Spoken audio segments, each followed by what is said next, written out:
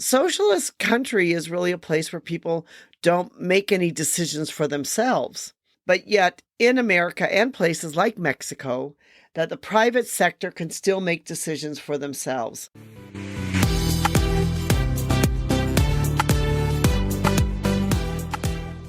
Hi, this is Anita from the Dusty Roads podcast. Today I want to talk a little bit about socialism, in particular Mexico. I want to answer the question, is Mexico a socialist country? You know, there are very few pure socialist countries, if any, left in the world. And this is where it gets really interesting because a lot of people these days, they throw around these words, communism, socialism. You hear in the United States, people might say, well, America is becoming a socialist country.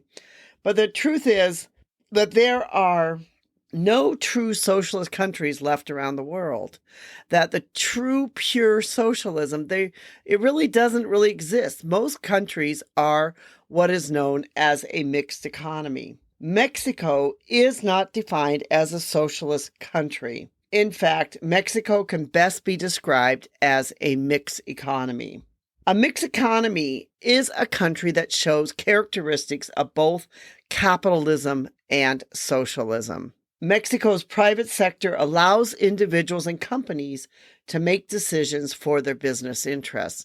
Now, here's one of the key parts. When people talk about like America is becoming a socialist country or this place is becoming a socialist country, socialist country is really a place where people don't make any decisions for themselves. But yet, in America and places like Mexico, that the private sector can still make decisions for themselves. Investopedia says that a mixed economy is an economy organized with some free market elements and some socialist elements, which lies in a continuum somewhere between pure capitalism and pure socialism. So a mixed economy is somewhere in between pure capitalism and pure socialism. In Mexico, capitalism and socialism can work together, so one does not dominate the other. It's the Constitution that regulates the Mexican economy, and it regulates the economic activities. So basically, Mexico has a public sector, a private sector, and there's rights in the society itself. And an example of that is that the Mexican Constitution regulates personal property. So Mexico's economic system is composed of laws, agreements, markets, institutions, incentives, and property rights. This is very similar to a mixed economy like the United States has. That's why, going back to the beginning, there's no really pure socialist country. When you talk about socialism, socialism is this broad term that people throw out there, but most countries have a mixed economy between capitalism and socialism. Under the Heritage Index of Economic Freedom, Mexico is ranked 67th regarding economic freedom. So the study of the heritage looks at four primary areas for freedom.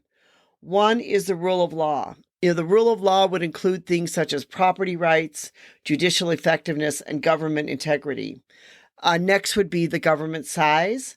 Would be like, how big is the tax burden, government spending, and the fiscal health. The third part would be the regulatory efficiency, would include things such as business, labor, and monetary freedom. And the fourth one would be the open market. So of all the countries in the world, Mexico is ranked 67th, which means it's sort of, smack right there somewhere in the middle. It's not at the top. It's not at the bottom. So it's basically right smack in the middle for freedom. So there's several things which are looked at that, that affect the ranking factors from the heritage. And one is the Mexico's rule of law. Mexico's rule of law has to do with the property rights. Under Mexico's law, property rights are protected, but the way property rights are enforced is uneven. So that's one of the problems why they didn't get a higher ranking was because of their property rights. Mexico's government size and taxes. Mexico's top individual's tax rate is 35%, and the highest corporate tax rate is 30%. But there's many other taxes such as the VAT, which is the value added on tax, which, by the way, a lot of countries have VAT tax. I know that Vietnam has a VAT tax. A lot of countries in Europe have a VAT tax, and Mexico has a VAT tax. So that means that the average individual pays about 16.5% of their domestic income to help with the Mexican government or with the taxes. But the Mexican government is supposed to use the taxes for the public good. But one of the issues is not all the money is used for social programs, and a lot of the tax money goes to corruption. So where there's a high level of corruption, of course, there's not always freedom. Corruption sort of is one of these things that kills freedom. And so that's one reason why many countries are trying to improve their corruption. For example, countries like I know personally from China, Vietnam, and Thailand have a huge issue with corruption. They try to crack down, but it's difficult because a lot of your top people in the government are also corrupt. So corruption becomes a very hard thing to deal with once corruption is started. The other things is Mexico's regulatory efficiency. It's known for having a sudden regulatory changes to policy. And, this is not uncommon. This is something which we deal with a lot in Vietnam. Suddenly the government changes the policy. Nobody knows. So you go to try to, redo a work permit. You go to try to redo a visa and suddenly like, oh, well, we changed the policy. Now the policy is blah, blah, blah. And they don't give any warning. You don't really know. It's just kind of the way things play out and the way you need to live with them. So Mexico also can have a questionable enforcement of different policies that affect business and capitalism. So as a business, you don't really quite know, are things going to change? Is the policy going to be the same today as it was yesterday? But that is very common among a lot of other countries too around the world. Mexico does have, open markets and trade, has, 23 preferential trade agreements in force. So Mexico wants to encourage free trade and open trade with a capitalist system. So they want to be able to also attract foreign investment. So overall, I would say that, Mexico, it is a mixed economy. It is not a socialist economy, but, it's an economy that struggles like many other countries in the world also struggle. So it doesn't make it very different than many other places too. I would say that it probably does deserve its rating by the Heritage Foundation to be sort of smack in the middle. They are members of quite a few different international organizations, including the United Nations, the World Trade Organization, and the Organization of American States.